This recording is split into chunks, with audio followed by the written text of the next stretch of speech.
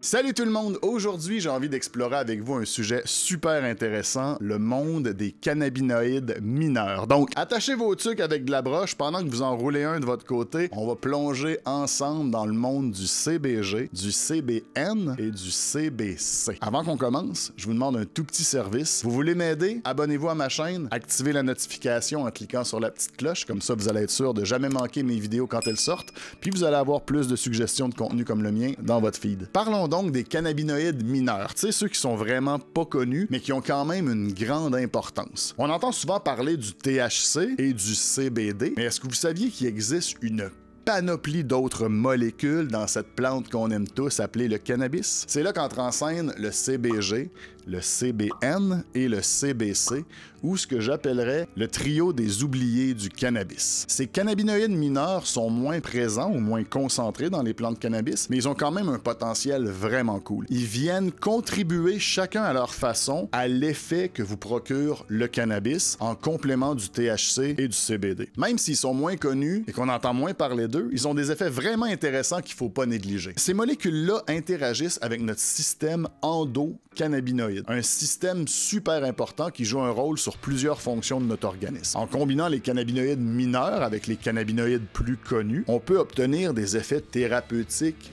unique. Il y a un monde de possibilités. Il faut juste trouver le bon dosage et les bonnes combinaisons. Passons maintenant à la présentation plus précise de chaque cannabinoïde mineur. Notez au passage que j'ai retenu les 3 plus connus des inconnus, si vous voulez, mais il y a une panoplie d'autres molécules dans la plante de cannabis qu'on va pouvoir explorer dans d'autres vidéos. Vous avez une belle liste qui défile ici grâce au travail incroyable de mon monteur. Et oui, vous pouvez lui laisser un petit pouce si vous voulez, un commentaire sous la vidéo. Il travaille de belle façon dernièrement.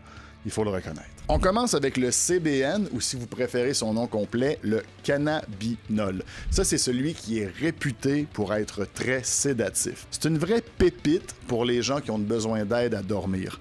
Plusieurs personnes vont utiliser soit une combinaison de CBD et CBN, ou même une combinaison de THC et CBN. J'ai même personnellement entendu des témoignages de gens qui disaient avoir dormi pour la première fois 8 heures en ligne 3 nuits d'affilée après avoir commencé à prendre ce produit-là. Ça faisait des années qu'ils n'avaient pas réussi à faire ça. C'est vraiment une molécule très sédative. La plupart des gens vont l'utiliser, je vous dirais, une demi-heure à 1 heure avant d'aller se coucher. C'est clairement pas un produit fait pour être pris en journée, mais ça fait des petits miracles pour plusieurs personnes. Mais c'est pas tout. Il y a plein d'autres bénéfices potentiels comme des effets anti-inflammatoires puis des propriétés antibactériennes. Maintenant, on va passer au CBG ou cannabigérol, la superstar des cannabinoïdes mineurs. C'est aussi appelé la mère des cannabinoïdes. Il joue un effet super important aussi dans le développement de la plante. Pour moi, c'est un peu le petit cousin du CBD. Plusieurs effets ou potentiels similaires sans le côté très relax zen du CBD.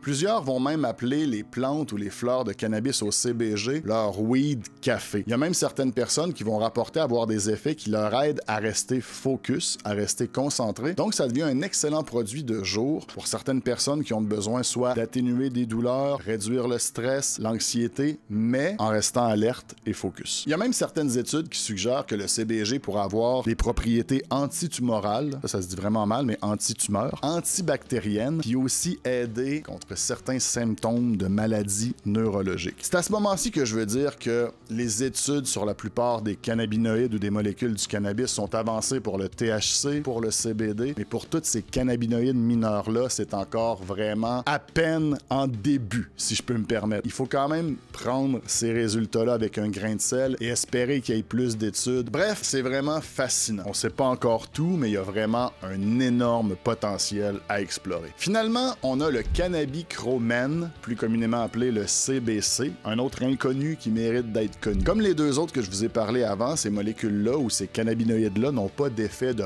high, c'est pas des molécules qui vont vous rendre stone. Par contre, il pourrait être super utile, le CBC, pour réduire des douleurs. Il y a aussi des propriétés anti-inflammatoires. Ça l'aiderait à réduire la production de sébum, donc aider avec les problèmes d'acné également. En plus, il y a des études qui suggèrent que ça pourrait aider à promouvoir la croissance des cellules cérébrales, mais encore une fois, je vais le rappeler, les études sur les cannabinoïdes mineurs sont à peine existantes. Ça commence juste depuis quelques années. Il faut encore laisser le temps à la science d'en faire plus et de nous montrer plus de résultats. On vient donc d'explorer 3 cannabinoïdes mineurs et leurs effets. Si jamais vous êtes intéressé à acquérir des produits qui en contiennent, je vous suggère fortement d'aller chercher votre accès au cannabis médical. Vous pouvez le faire facilement en utilisant le lien qui est dans la description de ma vidéo. Vous allez avoir accès à une consultation gratuite qui va vous aider à obtenir votre document. Une fois que c'est fait, vous allez pouvoir commander des produits comme ça et ça va arriver directement chez vous.